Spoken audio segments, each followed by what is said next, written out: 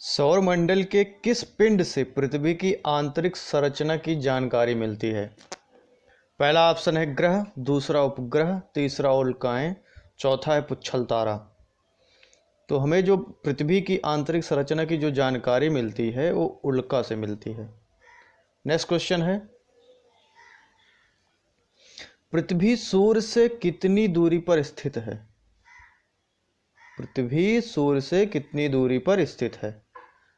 Option होगा ए 149,600,000 यानी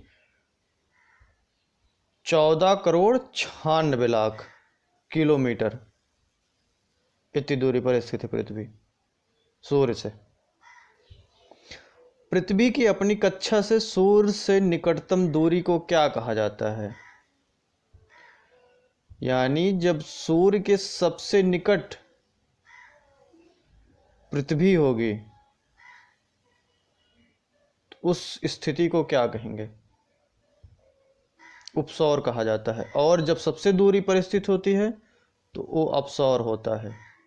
उपसौर की स्थिति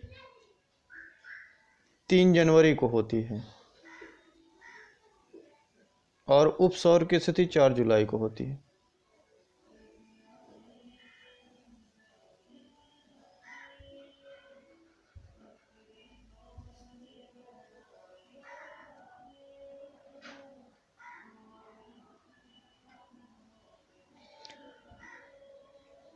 एक दिन सूर्य पृथ्वी के सबसे निकट होता है, तब पृथ्वी के लिए क्या कहा जाता है? वही सेम टू सेम क्वेश्चन है। उसके लिए उपसौर कहा जाता है। जो सबसे निकट होता है वो होता है 3 जनवरी। पांचवा क्वेश्चन है, अपसौर की स्थिति कब होती है? अपसौर की स्थिति अभी बताया था 4 जुलाई को।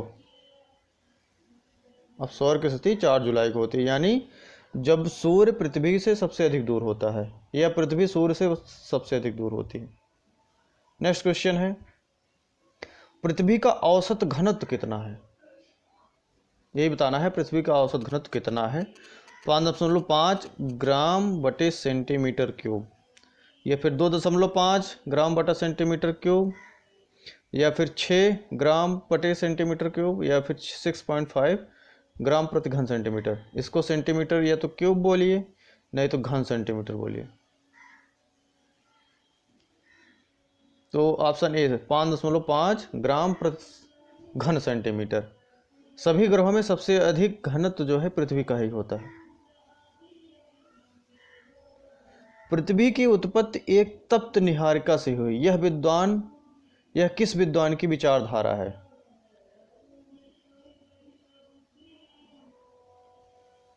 तप्त निहारिका लाप्लास थे। इनकी एक निहारिका परिकल्पना आई थी तो उन्होंने लाप्लास ने ही दिया था निहारिका परिकल्पना 1796 ईस्वी में। निहारिका परिकल्पना उन्होंने 1796 ईस्वी में प्रतिपादित किया था। कांट ने पृथ्वी की उत्पत्ति से संबंधित किस परिकल्पना का प्रतिपादन किया? इन्होंने ज्वारी नहीं, ये वायव्य राशि परिकल्पना का प्रतिपादन किया था। इमैनुअल कांट का पूरा नाम था। इन्होंने जो है 1755 ईस्वी में वायव्य राशि परिकल्पना का प्रतिपादन किया था।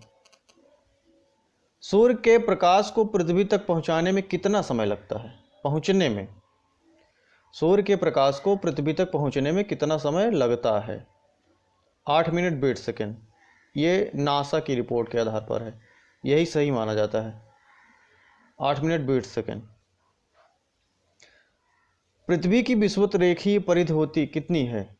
पृथ्वी की विषुवत रेखीय परिधि 40,076 किलोमीटर है। ये वाला हिस्सा विषुवत रेखा हो गई, ये विषुवत रेखा हो गई, और इसी के चारों तरफ जो है ये वाला हिस्सा परिधि, ये 40,076 किलोमीटर। ये जैसे जैसे नॉर्थ में जाएंगे तो कम होता जाएगा, साउथ में आएंगे तो कम होता जाएगा।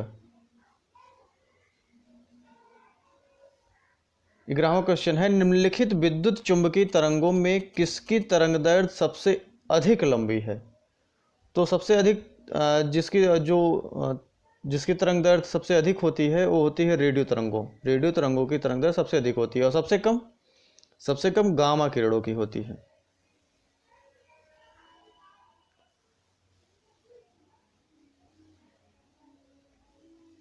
सबसे अधिक होती है, सबसे कम होती है। पृथ्वी एक घूर्णन लगभग कितने समय में पूरा करता है? लगभग की बात की जाए लगभग 24 होता है, नहीं तो 23 घंटे 56 मिनट 46 सेकंड, इतना लगभग समय लगता है, और ओवरऑल 24 घंटे बोला जाता है। चंद्रमा के प्रकाश को पृथ्वी पर पहुंचने में कितना समय लगता है? चंद्रमा के प्रकाश की बात की जा रही है और पृथ्वी पर पहुंचने में कितना समय लगता है, तो होता है 1.3 सेकंड। अगला क्वेश्चन है, पृथ्वी की सतह पर मौसम परिवर्तन के लिए उत्तरदायी कारकों की पहचान के लिए। मौसम परिवर्तन की बात हो रही है, पृथ्वी का घूर्णन होगा नहीं, ये समय जानने के लिए होता है, टाइम।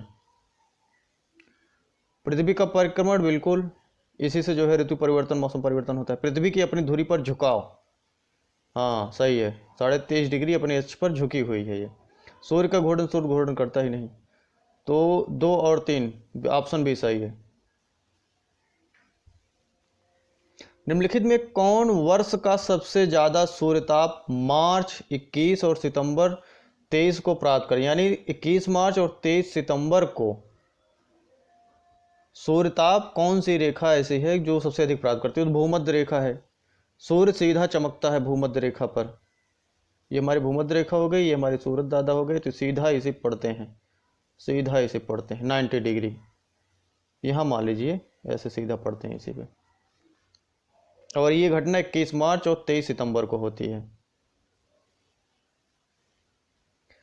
2 बसंत विषु के बीच कितने दिनों का अंतराल होता है? 2 बसंत विषु यानी एक साल में एक बसंत विषु नहीं है, हाँ लगभग 365 दिन का होता है। जो बसंत विषु होते हैं उन दो बसंत विषु के बीच, बसंत विषु की बात की जा रही है, एक साल में 2 विषु होते हैं, एक होता है बसंत विषु, एक होता है शरद विषु, है। तो बसंत विषु, 2 बसंत के बीच जो है 365 दिन का अंतर होता है, एक साल लगभग। ग्रीष्म अयनांत होता है, ग्रीष्म अयनांत यानी सबसे अधिक गर्मी कब पड़ती होगी?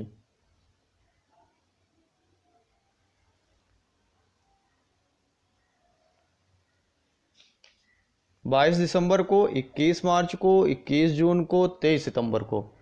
ग्रीष्म अयनांत की स्थिति जो है या तो 22 दिसंबर को होगा या तो फिर जो है 21 मार्च को होगा। 21 मार्च नहीं, 21 जून को।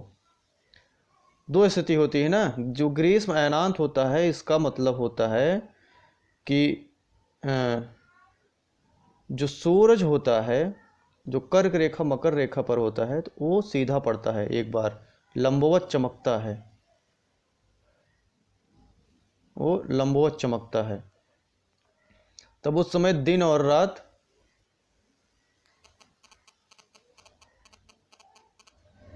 दिन जो है बड़ा होता है और रात छोटी होती है। तो या तो 21 होगा, इसमें से ए और सी सही है, दोनों सही है, ए और सी। 22 दिसंबर को सूर्य लंबवत चमकता है।